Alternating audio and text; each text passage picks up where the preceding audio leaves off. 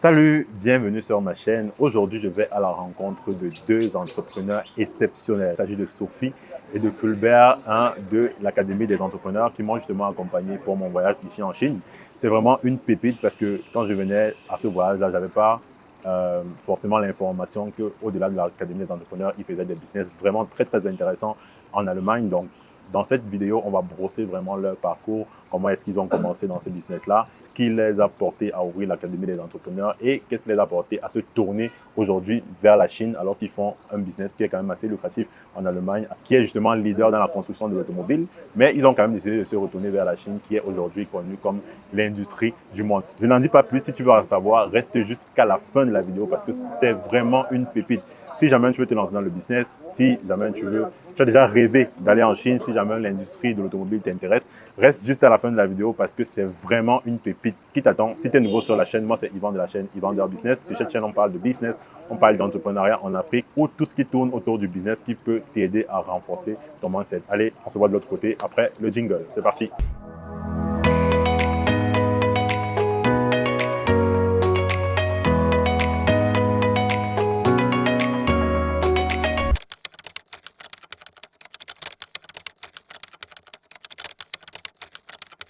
Ok, donc je suis là avec Sophie et Fulbert. Donc bienvenue sur ma chaîne. Merci beaucoup. Est-ce que vous pouvez prendre un moment pour vous présenter pour ceux qui ne vous connaissent pas encore? Moi, je dirais Lady First. Ok, bon, moi c'est Sophie.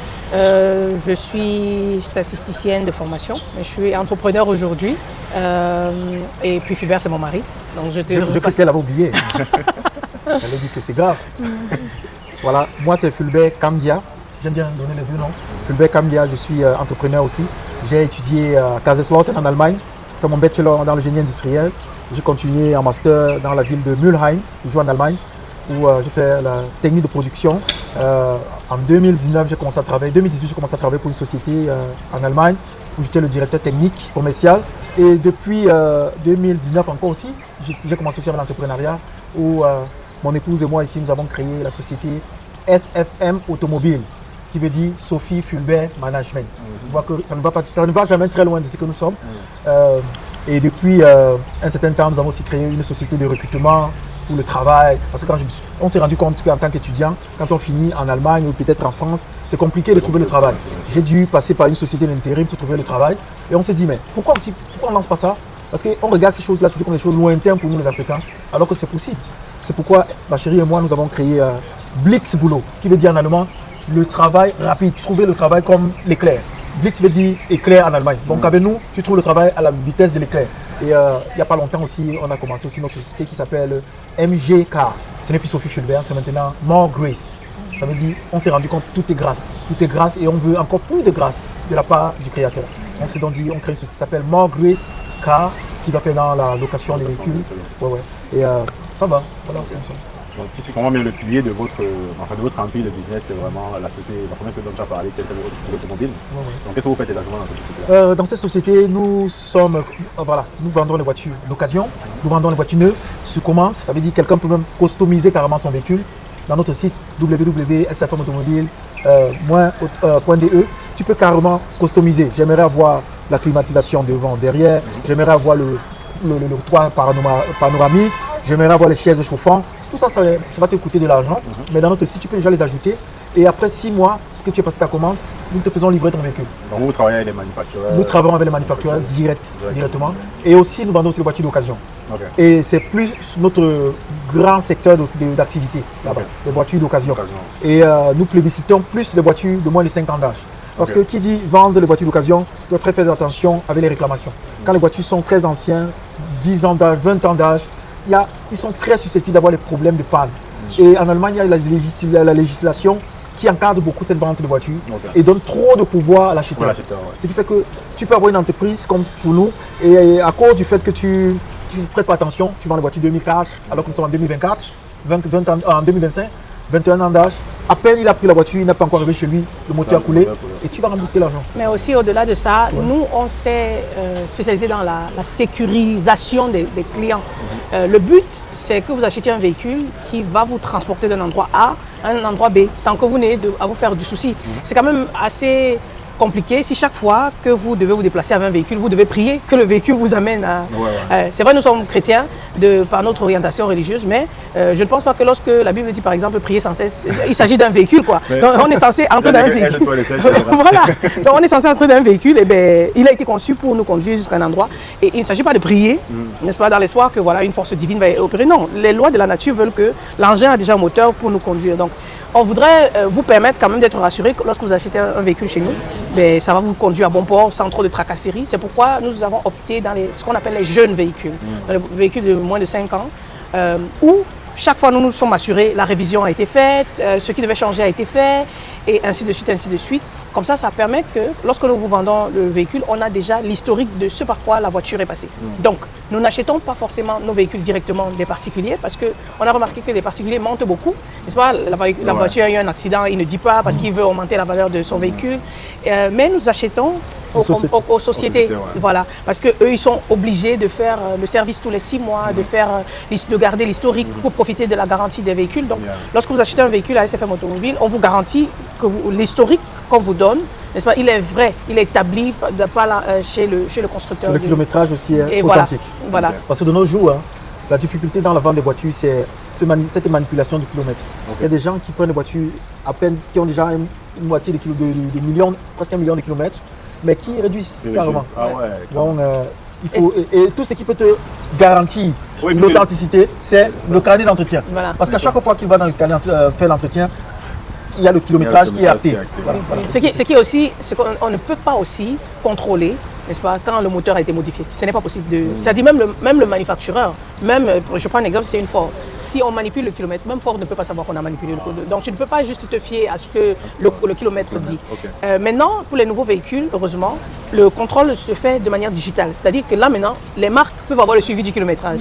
À l'époque, c'était juste dans le cahier. Mais si tu n'as pas fait ça chez le contrôleur, chez le manufactureur, et que bon, celui-là, regardez, c'est 200 000, mais il écrit 50 000, ben, on va croire que c'est les mêmes 50 000. Donc, nous, les avantages qu'on propose par rapport à nos véhicules, c'est vraiment, la plupart du temps, dans la majorité des cas, ça a été fait chez le manufactureur. C'est-à-dire que si c'est Ford, ça a été fait chez Ford. Si c'est une Mercedes, ça a été fait chez Mercedes. Donc eux-mêmes, ils ont intérêt à ce que le kilométrage... voilà, exactement. Sophie Fulbert, est-ce que vendre des véhicules en Allemagne, ça rapporte? Parlons des chiffres. Bon, je dirais oui. Pourquoi je dirais oui? Parce que la demande y est. L'Allemagne, c'est l'une des premières puissances en termes de véhicules, d'automobiles. La demande est là. Donc là, n'est pas le problème. Maintenant, au-delà de la vente, c'est tout le concept, n'est-ce pas, que SFM Automobile a par rapport à un autre concessionnaire ou un autre vendeur qui fait la différence. Par exemple, nous, quand on s'est lancé, beaucoup étaient surpris parce qu'ils se disent « Ah, les Africains, vous faites dans les voitures en Afrique ?» Nous, on a dit non, on vend les véhicules pour là. Voilà. Voilà, c'était innovateur parce que la plupart vendent pour l'Afrique, pour l'export, ainsi de suite. Donc, je dirais oui, ça marche plutôt très bien. On a commencé 2019, on a commencé, si je vais parler des chiffres, on a commencé à 300 000 de chiffre d'affaires. Euros, hein? Oui, 300 000 euros, pardon. Pour préciser, les gens vont se dire 300 000 francs. Non, on a commencé à 300 000 euros. Ensuite, avant, c'était une société individuelle, mais on l'a transformée en société à responsabilité limitée.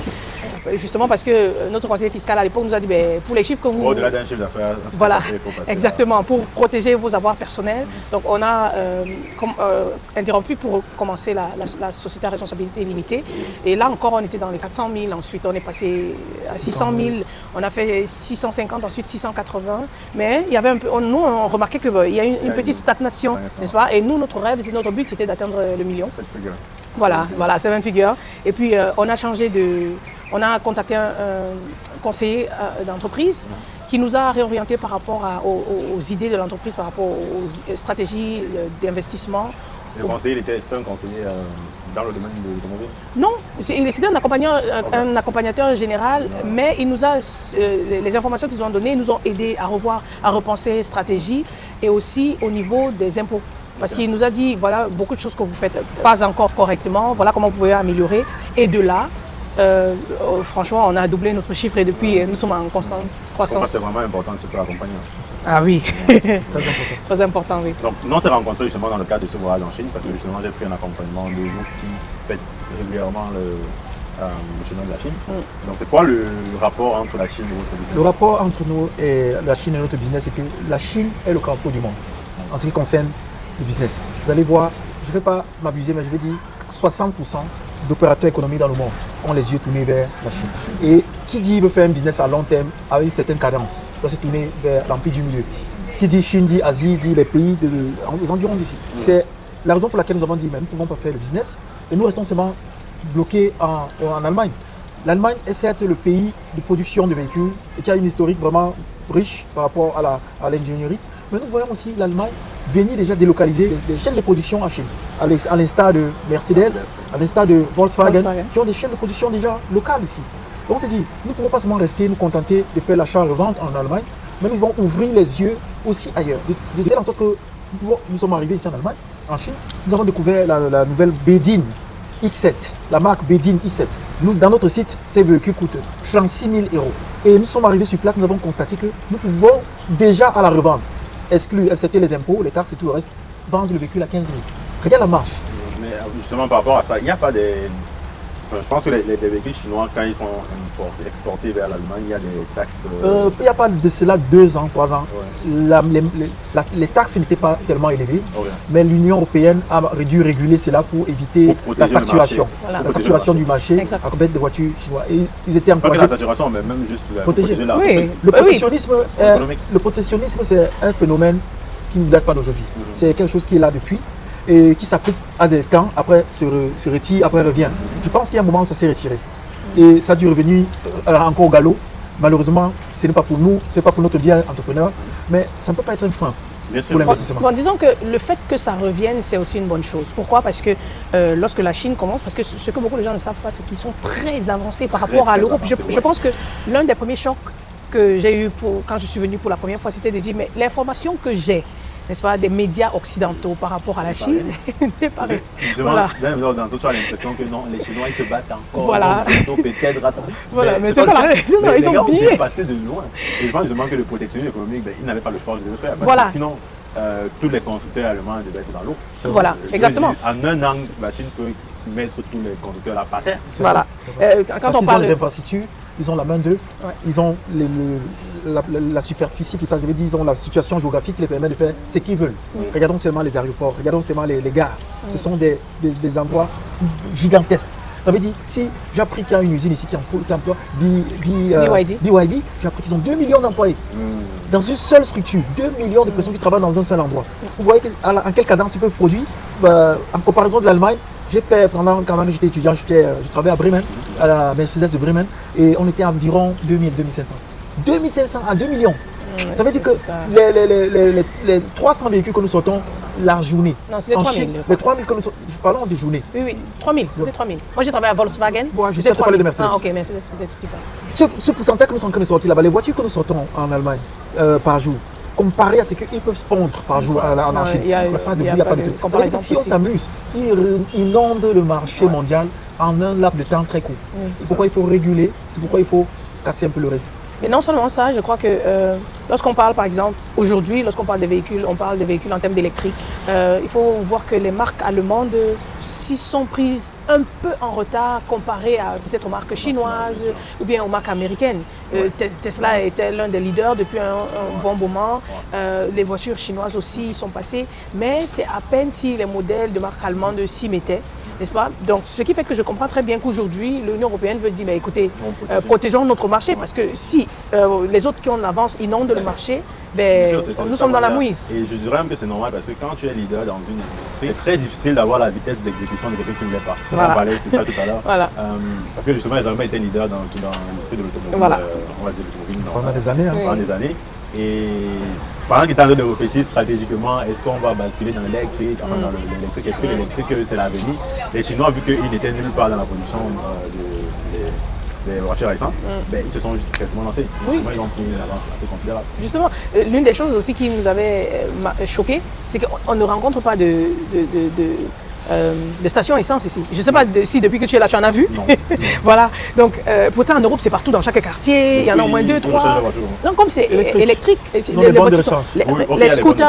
scooters sont électriques. Les bicyclettes, et que le son électrique. Tout est électrique ici. Et on l'entend. Je veux dire, on est en plein dehors, et puis, mais on n'entend pas les voix, les vrombissements de moteurs. Peut-être que les avions ne sont pas encore électriques. Voilà. Je pense qu'ils y travaillent déjà, hein, surtout que voilà, la technologie, avec tous les machines et les drones et toute la technologie qu'on a vue pendant la foire, je pense que c'est juste sont que pas pour loin. que l'industrie aéronautique adopte une technologie, c'est vraiment, on peut prendre vraiment des années. Oui. Pour revenir à ta question, Yvan, pourquoi SFM se connecte à la Chine? C'est pour créer ce pont-là. Parce qu'on s'est dit, s'il y a une cassure au niveau du pont, nous aussi on va se perdre. Parce que regardons par exemple, on a pris beaucoup d'exemples, mais je prends l'exemple le plus typique qui est celui de Nokia. Nokia est resté sans créer des ponts, avec l'innovation qui se faisait partout.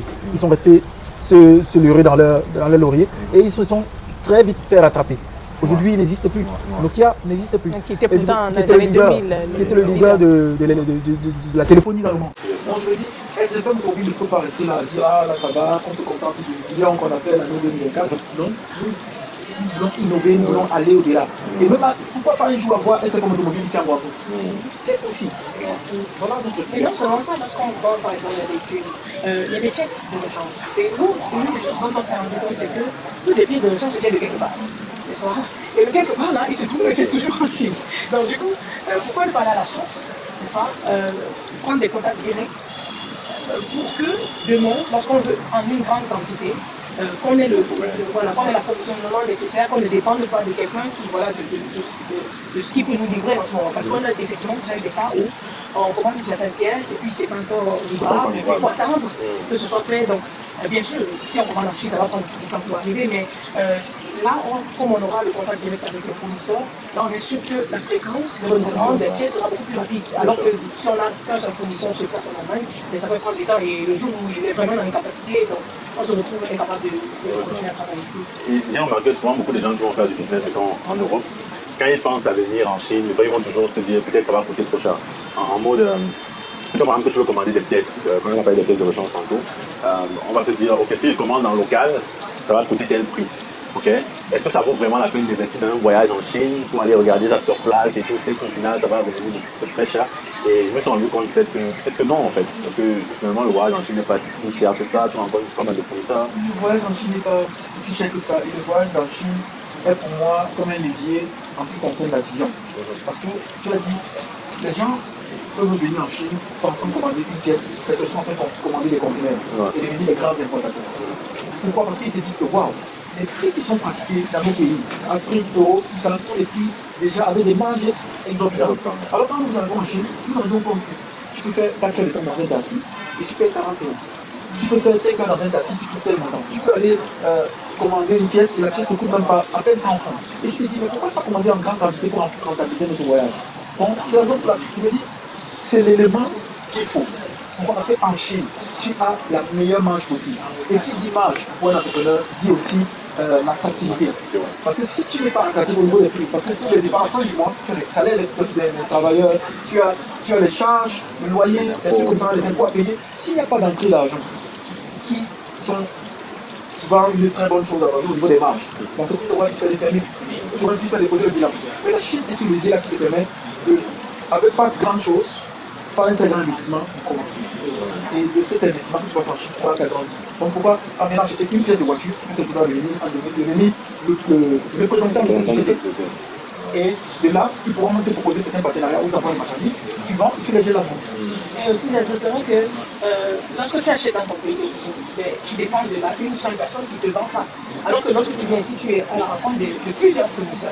Tu peux faire une comparaison de prix, une comparaison voilà, donc tu as devant toi toutes les astuces possibles pour choisir qu'est-ce qui correspond mieux à ta clientèle que tu maîtrises. Donc là, je vois que voilà, le choix est beaucoup plus grand. Donc, et voilà, on ne fait pas les homologues, tout ça, c'est les heures, hein, donc il y a un prix à payer pour tout. Mais soit rester dans son pays et commander directement chez le distributeur local, ça aussi son coût, ses marges sont sûrement beaucoup plus élevées. Venir ici a aussi son coût. Donc après, il faut voir. Mais ce que j'aime beaucoup sur le fait d'aller, de sortir souvent de sa bulle de confort, c'est que chaque fois, et on a fait l'expérience, chaque fois qu'on va dans un pays qui n'est pas le nôtre, ce n'est pas seulement le produit qui te challenge, c'est-à-dire c'est la mentalité. La mentalité, comprendre comment ils fonctionnent. Voilà. Déjà même qu'en Chine, en tout cas le voyage en Chine apporte beaucoup plus même dans cet aspect-là que dans uniquement l'aspect avoir que tu peux justement voir comment ils fonctionnent et comme que nous on pourrait en tirer beaucoup de valeur. Oui. Par exemple, l'autre jour, la première partie de la soirée finissait et qu'on rentrait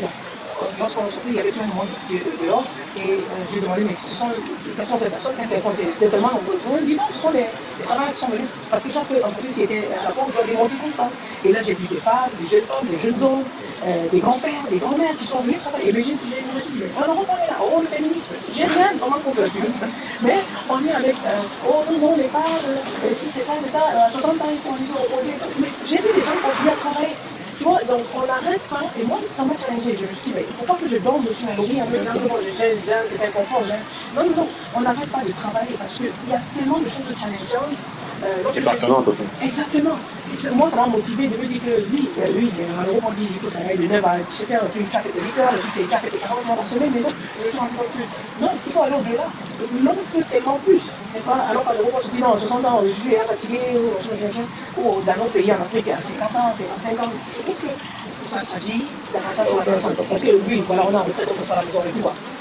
Alors que lorsqu'on continue à faire travailler ses ménages, on peut davantage contribuer à la société. Et voilà, je pense que c'est une bonne chose. L'Afrique alors dans tout ça. Parce que là, vous avez parlé de business en Allemagne, en Chine, il vous plaît. Yvan, moi je dirais que l'Afrique, je suis arrivé en Allemagne en 2010. Et dès que je suis arrivé, moi, ma vie a toujours été une vie de business. Depuis 9 ans, moi je fais des affaires au Cameroun. Et depuis l'âge de 9 ans, quand je suis arrivé en Allemagne, j'ai contacté plein de gens à qui j'ai envoyé les marchandises. Et le résultat a toujours été déception. Déception sur déception. De telle sorte que nous sommes très réticents en ce qui concerne le business au Cameroun. Moi, je parle du Cameroun. Je n'ai pas encore. Donc, ils ont volé les marchandises. Pas que voler, mais il y a un problème, c'est qu'il y a trop de familiarisation. On prend la marchandise, on gâte, on ne s'occupe pas de ça. On se dit, ah, ça va, c'est le petit frère du quartier, c'est le petit frère de la maison. Et c'est mon ami. C'est mon ami. Ce compte rendu-là n'est pas problématique pour eux. Ils se disent rien ne va m'arriver s'il y a quoi que ce soit. Et le résultat à la fin est que l'investissement qui a été fait au départ n'est pas rentable. Et ça ne t'encourage pas à continuer. Et à la fin, on revient toujours à la case départ où tu dois seulement aider en envoyant l'argent. Alors que tu as voulu créer un levier qui permettait à chacun d'avoir des entrées d'argent. Mais comme on disait à quelqu'un, ne donne pas le poisson à un pêcheur, mais donne-lui plutôt la canne, donne-lui plutôt le matériel de la pêche. Et il va pêcher de telle sorte que demain, il pourra même t'aider. Quand tu es dans la canne, il casse la canne. Quand tu es dans la canne, lui, il casse la canne. Ça, c'est l'une des choses, mais aussi, on vit en Europe. C'est facile en Europe de mettre un bon système en place, de telle sorte que nous voici en Chine. Et nos sociétés continuent de tourner. Par contre, au Cameroun, c'est assez compliqué de mettre un système en place et de faire confiance à son équipe de telle sorte que même si on n'est pas sur place, que ça continue à tourner. On a l'impression qu'on doit toujours jouer au chat fouetteur, voilà, derrière les gens. Pourtant, on est censé être des adultes. Moi, je vous ai dit, quand on sort là, on va faire les courses. Moi, le soir, quand je rentre le soir, moi, je travaille. Je travaille quasiment la moitié de la journée parce que je ne peux pas déléguer tout et puis partir de ce voilà. que regarder. Quoi. Voilà. Donc, c'est ça aussi qui rend compliqué. Je pense que ce n'est pas seulement notre cas, mais le cas de beaucoup d'entrepreneurs avec qui on a eu à discuter. Toute personne aimerait, tout entrepreneur aimerait qu'à un certain moment, le business devienne autonome. N'est-ce pas? Si même pas à 100%, quand même qu'il y ait une certaine autonomie, n'est-ce pas? Parce qu'on a suffisamment formé les équipes, on a suffisamment, n'est-ce pas, donné au personnel des gages, n'est-ce pas, de sécurité par rapport à leur emploi, par rapport à la rentabilisation du business qui, au final, profite à tout le monde. Parce que si l'entreprise ne marche pas, ben, vous perdez votre boulot, ce n'est pas aussi, ça ne vous fait pas aussi du bien. Mais les gens n'ont pas cette vision au Cameroun. C'est-à-dire que lorsque, je ne dis pas tout le monde, mais la plupart des personnes avec qui on a travaillé, ce qui nous a découragés, et de telle en sorte que, voilà. Et puis aussi, le retour sur investissement était souvent bien long.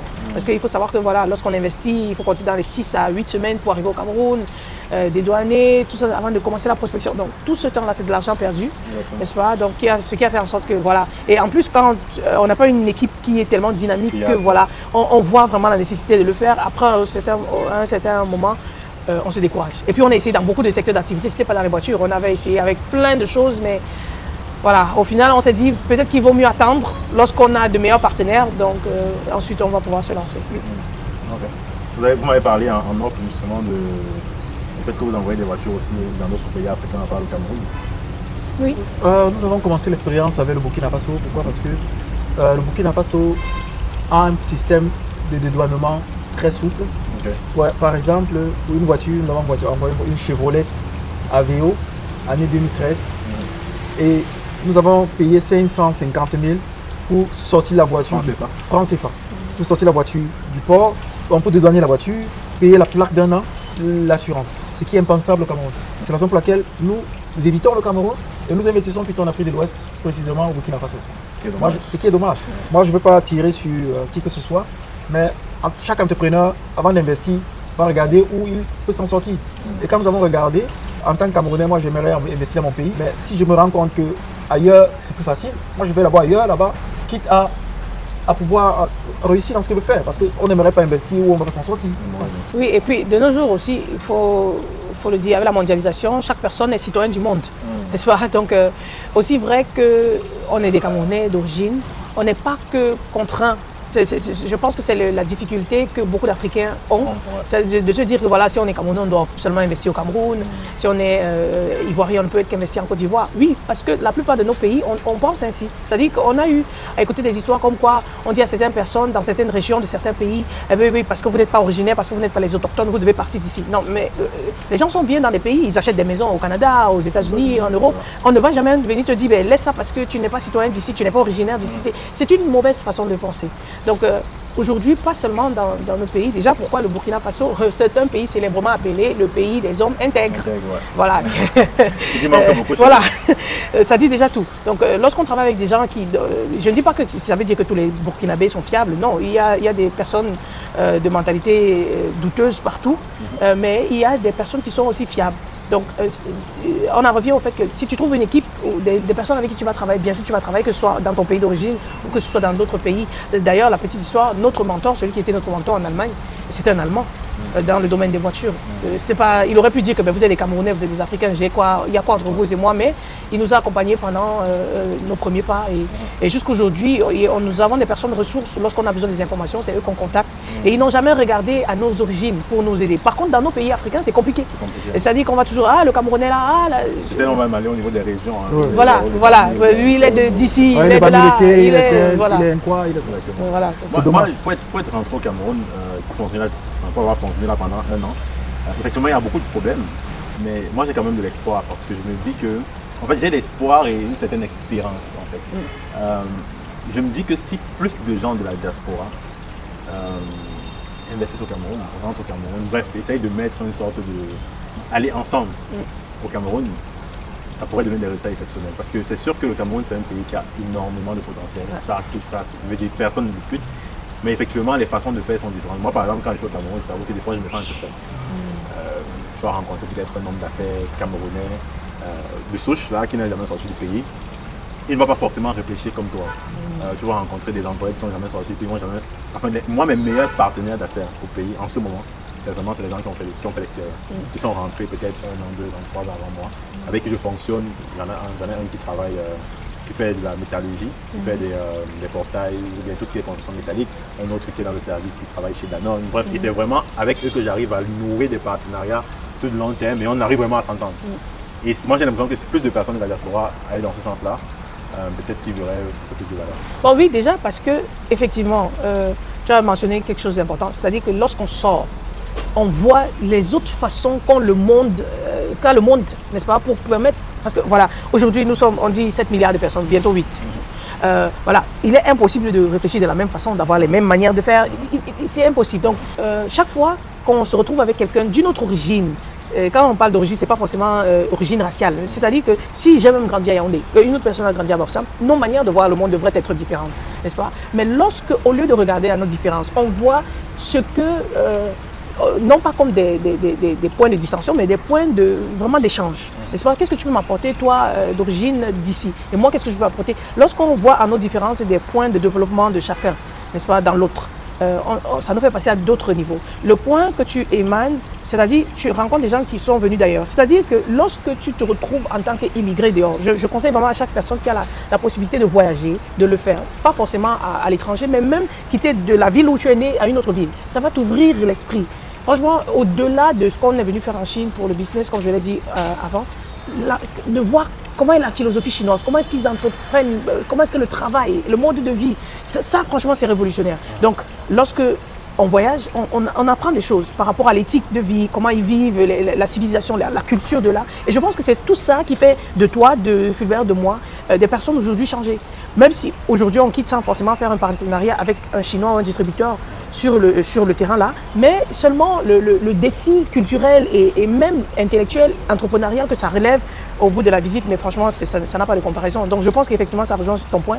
Vous avez d'abord en commun le fait que voilà, vous avez fait la diaspora, mais aussi ça vous a donné une certaine ouverture d'esprit. C'est-à-dire que comparé à quelqu'un qui est resté dans son coin, qui n'a jamais grand voyagé, et voilà, qui ne s'est pas aussi ouvert sur le monde, parce que voyager n'empêche pas, ou bien ne pas voyager n'empêche pas de ne pas être ouvert sur le monde. Aujourd'hui, en fait, quelqu'un n'a pas de raison de ne pas être informé.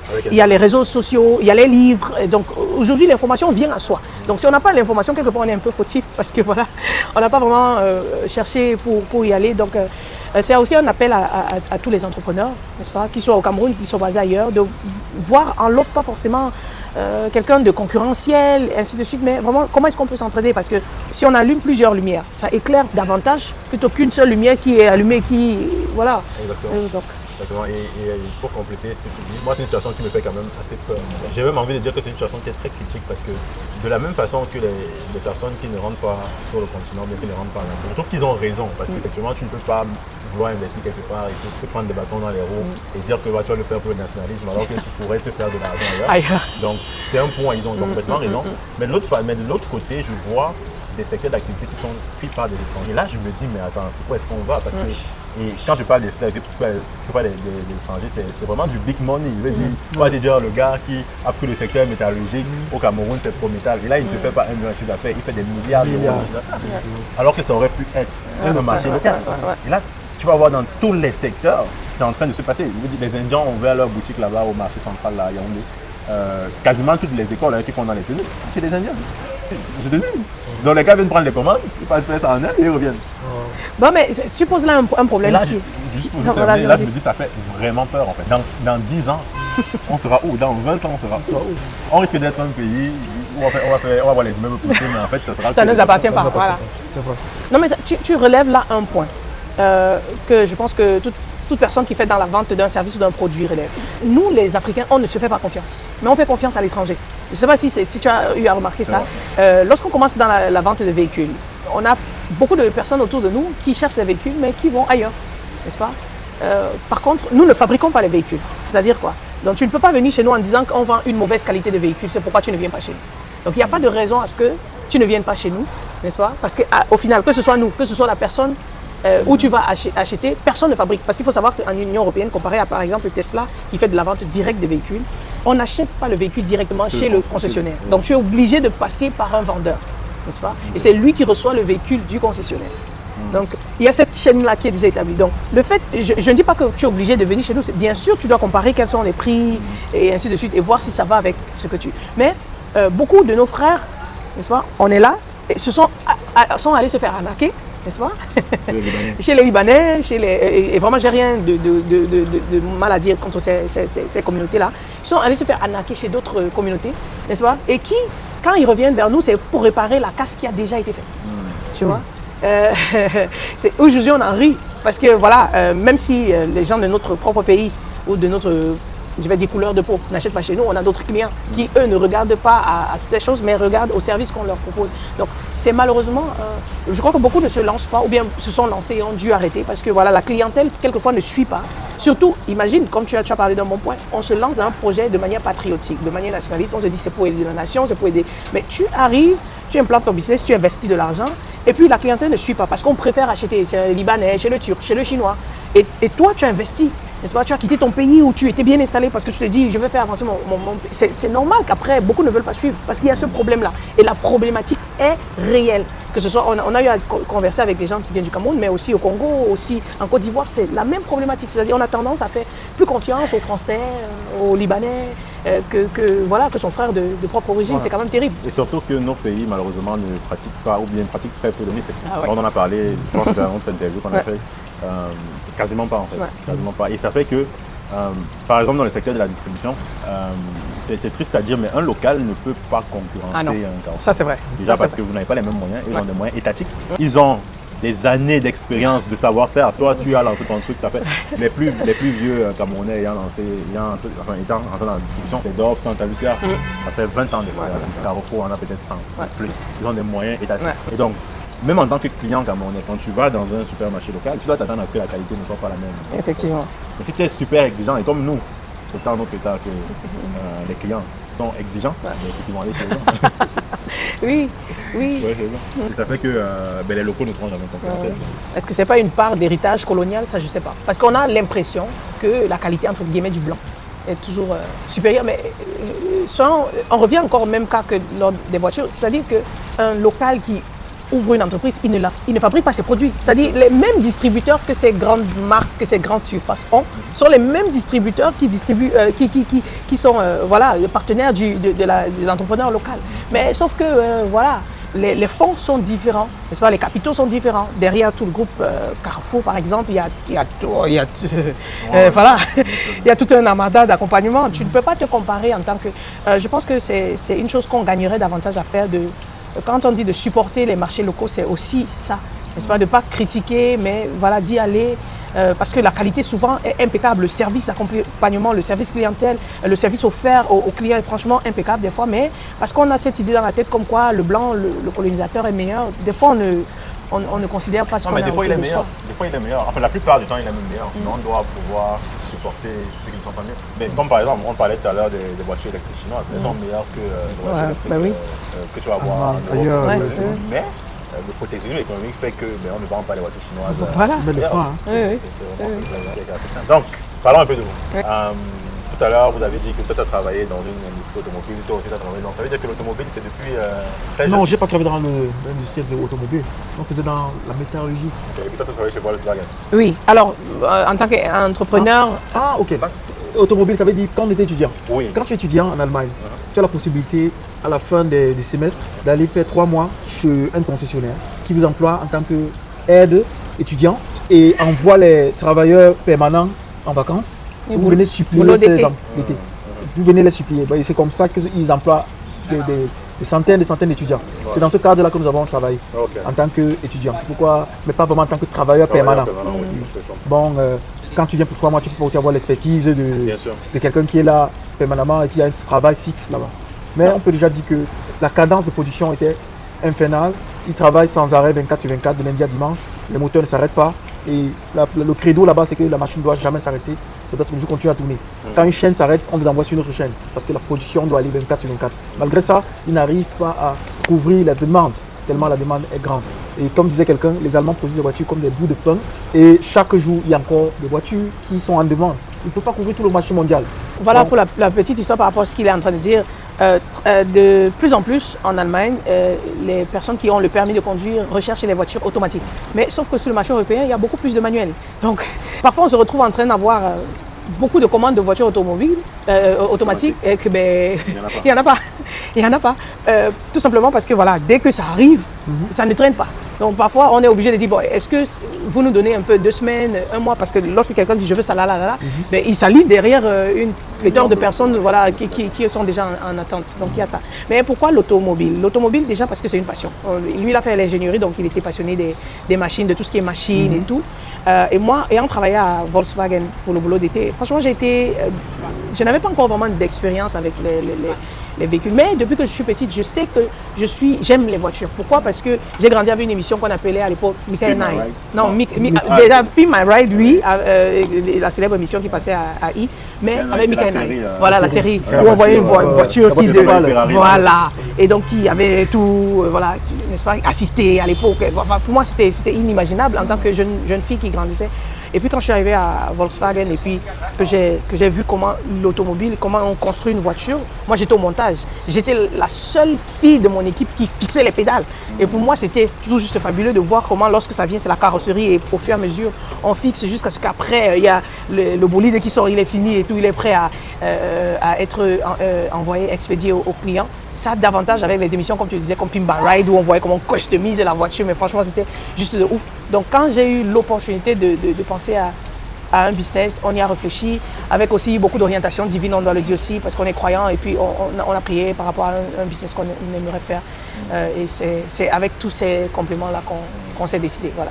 Intéressant. Bon, pour finir l'interview, on va aborder un dernier sujet, l'Académie des entrepreneurs. On n'a pas parlé, qu'est-ce que c'est et sa vocation de faire quoi? L'Académie des entrepreneurs, c'est un projet qui est dans nos cœurs depuis. Pourquoi? Parce que nous ne sommes pas des gens qui gardent les choses pour eux. Nous sommes dit, il y a beaucoup qui ont l'esprit entrepreneurial et qui ont peur de se lancer, qui attendent. Moi, quand j'ai commencé à travailler, je me suis dit, je vais me lancer dans 5 ans. Je vais me lancer au fur et à mesure, j'augmentais. Je vais me lancer dans 10 ans. Je vais me lancer quand j'aurai 40 ans, quand j'aurai 50 ans. Et si bien que les circonstances ont fait que je me lance un peu plus tôt. Et la majorité d'entre nous sont toujours dans ce sens-là. J'ai quelqu'un qui m'a dit, Fulbert, je t'admire, pourquoi? Parce que tu concrétises les rêves que nous gardons en nous des années et des années. Parce que des gens veulent se lancer, mais gardent cela en eux. Gardent en eux, pourquoi? Parce qu'il y a la peur du risque, la peur de l'inconnu. Alors que tu ne peux pas aller dans un endroit inconnu si tu ne te projettes pas sur les difficultés déjà ou sur le gain. Il faudrait déjà oser le pas pour pouvoir découvrir. Sinon, tu vas rester. Et Christophe Colomb, je ne sais pas si vraiment il a découvert l'Amérique, mais si on reste vraiment sur ce que les annales d'histoire disent, s'il ne bougeait pas, est-ce qu'il aurait su qu'il y a l'Amérique à un coin? Si les gens ne bougeaient pas, est-ce qu'ils auraient su qu'il y a le Cameroun à un coin? Bon, il faut bouger pour découvrir les cultures, il faut bouger pour découvrir les projets, les trucs qui sont en vous. Bon, c'est pourquoi l'Académie des entrepreneurs a pour vocation de créer cette vocation cachée en chacun. Est-ce que tu peux faire ça? Oui, je peux le faire. Quelles sont les marges? Voilà, tel affaire il a réussi, telle affaire il a des difficultés ici. Tu apprends, on t'apprend des erreurs, on t'apprend des succès. Tu apprends de toutes les expériences possibles. Ça te donne de savoir, est-ce que c'est même d'abord pour moi l'entrepreneuriat? Est-ce que je ne suis pas quelqu'un qui va préparer le terrain pour mes enfants? Bon, à des moments, l'entrepreneuriat n'est pas pour tout le monde. Mais ça peut aussi être quelque chose, tu prépares pour les autres. Tu leur donnes la possibilité de pouvoir choisir. De pouvoir choisir. Avec ce que tu auras appris. Voilà ce que j'ai pas pu apprendre. Nos parents, on a mon beau-père qui nous dit toujours, moi j'étais fonctionnaire au Cameroun pendant des années, et si à revenir 30 à 40 ans plus tôt, je me serais lancé comme vous dans l'entrepreneuriat. Vous voyez? Mais il nous encourage maintenant à forcer, bouger, tester les stratégies, tester les trucs. Et pour nous, c'est un levier, c'est une bénédiction. Et c'est pourquoi je dis, même si tu prends seulement les informations pour les prochaines générations, c'est important de venir à l'Académie des entrepreneurs. Notre vocation, c'est de faire des personnes, des visionnaires et des propulseurs de vision. Tu peux être visionnaire, mais tu n'as pas le temps d'accomplir. Même dans la Bible, David a voulu construire le temple de l'Éternel, il n'a pas pu le faire, mais il a préparé le chemin pour son fils Salomon qui est venu à concrétiser la construction de ce temple. Donc, à des moments, ne vous dites pas toujours, moi je peux pas. Même si tu ne peux pas, d'autres personnes peuvent le faire. Oui, effectivement, ce que tu as dit, et aussi le mindset. On revient à ce que je pense que ce que tu disais plus tôt. Il y a malheureusement le mindset de l'entrepreneuriat, on ne l'apprend pas à l'école. Parce qu'il faut le dire, l'école, l'éducation t'apprend à être un fonctionnaire. On te donne quelle est l'éthique. Parce que tu vas voir là, ce qu'on appelle les études de cas. Très souvent, on va te dire que ben oui, à la fin, tu dois donner le chef, tu vas rendre compte à ton chef. Donc, ça veut dire qu'on ne t'apprend pas déjà à être un chef, on t'apprend à être l'employé de quelqu'un. Ce qui n'est pas mauvais. C'est un premier palier, n'est-ce pas, pour la vie, pour une vie financière épanouie. Parce qu'il faut commencer quelque part. Mais au-delà de ça, je pense que, comme le célèbre Martin Luther King l'a dit, il faut avoir un dream. Et parfois, les circonstances dans lesquelles on a évolué ne nous permettent pas d'avoir un grand rêve. Mais en étant au contact des personnes, comme il a dit, qui te donnent l'information, tu te mets à rêver plus grand que ce que tes circonstances t'ont préparé à être. Et je pense que c'est de cette vision-là, que ce soit pour toi-même, que ce soit pour les générations futures, que tu développes un mindset qui t'amène à aller beaucoup plus loin que ce que tes limites personnelles ou bien les limites environnementales t'avaient donné. Un mot pour la fin. Le mot pour la fin, c'est merci beaucoup Yvan d'être une source d'encouragement pour beaucoup. Et nous pouvons recommander seulement les gens à se connecter à ta chaîne parce que c'est une chaîne très dynamique qui donne des idées, qui donne des mindsets, qui propulse vraiment. Et vraiment, soyez dynamique dans l'entrepreneuriat, ne restez pas dans votre zone de confort, bougez, découvrez le monde. Il ne suffit pas d'avoir le milliard pour réaliser certaines choses. Vous avez le simple peu que vous avez, vous pouvez déjà commencer petit et grandir. Votre vision ne peut pas rester là où elle est. Si votre vision restera là où elle est si vous ne bougez pas. Mais si vous bougez, cette vision va aussi bouger avec vous et se développer, s'agrandir. Voilà ce que je peux dire. En tout cas, merci beaucoup Yvan. J'ai beaucoup aimé la profondeur de tes questions. Pour dire vrai, il y a des choses auxquelles je n'avais jamais vraiment pris le temps de penser et réfléchir là-dessus. Et je pense que tes questions parlent sûrement à des points d'interrogation qu'une jeune a. Franchement, merci beaucoup pour l'interview. Comment faire pour vous contacter? Bon, moi, je commence sur les réseaux sociaux. Je crois que je suis sur les réseaux sociaux. On va écrire ça quelque part parce que je ne sais pas comment. Je commence tout de suite, mais lui, il est sur les réseaux sociaux. Vous pouvez juste écrire l'Académie des entrepreneurs. Vous allez nous trouver sur YouTube, sur Instagram, sur TikTok, sur Facebook. Ouais. Donc, mais nous serons plus sur YouTube. Votre formation aussi. Notre formation, on précise encore bien. La formation, c'est une formation d'une journée. Parce qu'il ne faudrait pas venir penser que nous vous tenons. C'est comme une école qui va aller sur 1 an, 2 ans. Une journée où nous vous transmettons tout ce que nous connaissons. Et ce que nous pouvons encore vous